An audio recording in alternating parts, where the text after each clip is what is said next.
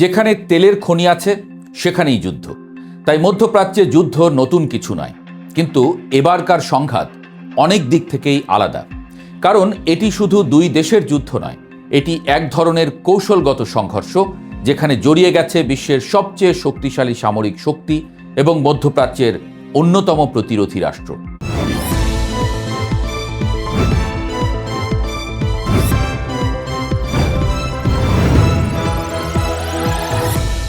যুদ্ধের শুরুতে মনে হয়েছিল এটি খুব দ্রুত শেষ হয়ে যাবে।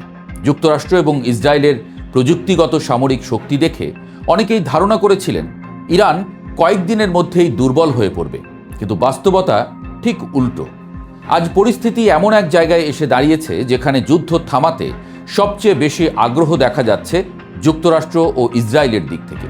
অন্যদিকে ইরান যেন উল্টো কৌশল নিয়েছে যুদ্ধকে দীর্ঘায়িত করার। এই অবস্থায় একটি প্রবাদ যেন নতুন করে সত্যি হয়ে উঠছে, ভাবিয়া করিও কাজ, করিয়া ভাবিও না। এই সংঘাতের পেছনে যুক্তরাষ্ট্র থাকলেও বাস্তবে হামলা চালানোর ব্যাপারে সবচেয়ে বেশি আগ্রহী ছিল ইসরায়েল। বহু বছর ধরেই তারা মনে করে আসছিল ইরানের সামরিক শক্তি এবং পারমাণবিক সক্ষমতা তাদের জন্য সবচেয়ে বড় হুমকি। এই কারণে গত 2 দশক ধরে ইসরায়েলের গোয়েন্দা সংস্থা মোসাদ ইরানের ভেতরে নানাভাবে অস্থিরতা তৈরির চেষ্টা করেছে। লক্ষ্য ছিল ইরানের ভেতর থেকেই একটি দুর্বলতা তৈরি করা।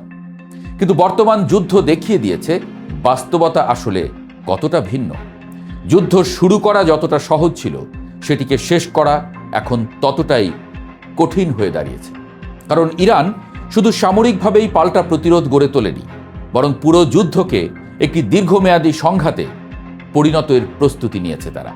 যুদ্ধ শুরু হওয়ার পর থেকেই ইরান দ্রুত পাল্টা হামলা শুরু করে। শুধু ইসরায়েল নয়, মধ্যপ্রাচ্যের বিভিন্ন মার্কিন ঘাঁটিও লক্ষ্যবস্তুতে পরিণত হয়েছে। ইরানের বিপ্লবী গার্ড বাহিনী জানিয়েছে তারা হামলার 38তম ধাপ শুরু করেছে। মধ্যপ্রাচ্যের বিভিন্ন স্থানে ক্ষেপণাস্ত্র এবং ড্রোন হামলা চালানো হয়েছে। কুয়েতের সামরিক ঘাঁটি, বাহরাইনের মিনা সালমান বন্দরের মার্কিন ঘাঁটি, এমনকি হরমুজ প্রণালীর আশেপাশেও হামলার খবর এসেছে। দুবাই বিমানবন্দরের কাছাকাছি এলাকাতেও ড্রোন হামলার অভিযোগ উঠেছে। এই হামলাগুলো দেখিয়ে দিচ্ছে একটি বিষয়, ইরান এই যুদ্ধকে শুধু একটি দেশের বিরুদ্ধে নয়, বরং পুরো আঞ্চলিক শক্তির বিরুদ্ধে সংঘর্ষ হিসেবে দেখছে। প্রশ্ন হচ্ছে, কেন যুদ্ধ দীর্ঘ করতে চাইছে ইরান? বিশেষজ্ঞরা বলছেন ইরানের কৌশল খুব স্পষ্ট। তারা দ্রুত জয় চায় না, বরং যুদ্ধকে দীর্ঘায়িত করতে চায় এবং শক্তিশালী ও স্থায়ী ফল চায়। কারণ দীর্ঘ যুদ্ধ সবসময় শক্তিশালী রাষ্ট্রের জন্য ব্যয়বহুল হয়ে ওঠে। প্রথমত, ইরান চায় ইসরায়েল এবং যুক্তরাষ্ট্রকে একটি দীর্ঘ সংঘাতে জড়িয়ে রাখতে।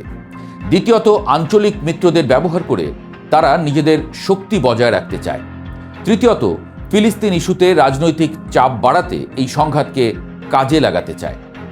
সবচেয়ে গুরুত্বপূর্ণ বিষয় হলো, এই যুদ্ধ ইরানের ভেতরে রাজনৈতিক ঐক্য তৈরি করেছে। যেখানে হামলাকারীরা আশা করেছিল জনগণ বিদ্রোহ করবে, সেখানে উল্টো দেশটির জনগণ এখন সরকারের পক্ষে দাঁড়িয়েছে।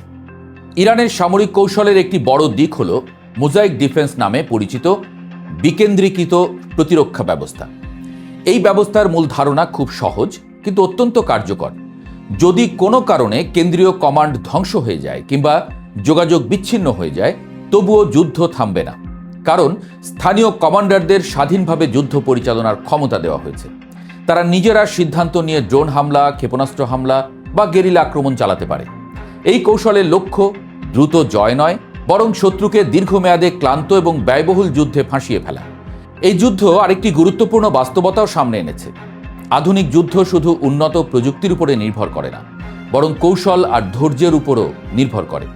ইরানের তৈরি শাহেদ সিরিজের ড্রোনের দাম কয়েক হাজার ডলার, কিন্তু সেগুলো প্রতিহত করতে প্রতিপক্ষকে ব্যবহার করতে হচ্ছে কয়েক মিলিয়ন ডলারের প্রতিরক্ষা ক্ষেপণাস্ত্র। এই বিশাল অর্থনৈতিক ব্যবধান যুদ্ধের সমীকরণ বদলে দিচ্ছে। ইসরায়েলের সামরিক সীমাবদ্ধতা যে থাকতে পারে, এই যুদ্ধ না হলে সারা বিশ্বের তা অজানা থাকত। ইসরায়েলের সাবেক সামরিক কমান্ডার আইজাক ব্রিক একটি গুরুত্বপূর্ণ বিষয় তুলে ধরেছেন। তার মতে, ইসরায়েল অত্যাধুনিক বিমান বাহিনীর উপরে নির্ভর করেছে, কিন্তু একটি পূর্ণাঙ্গ যুদ্ধ জিততে হলে বিমান, স্থল এবং নৌবাহিনীর সমন্বয় দরকার। ইরানের মতো বড় ও দুর্গম ভূখণ্ডে স্থল সেনা পাঠানো প্রায় অসম্ভব। এই বাস্তবতাই ইসরায়েলের জন্য বড় সীমাবদ্ধতা হয়ে দাঁড়িয়েছে। যুদ্ধ থামাতে ট্রাম্প শেষ পর্যন্ত রাশিয়ার শরণাপন্ন হয়েছেন। দফায় দফায় চলছে ফোনালাপ, তবে এবার সহজে যে থামতে চাইছে না ইরান, তা তাদের শর্ত দেখেই অনুমেয়।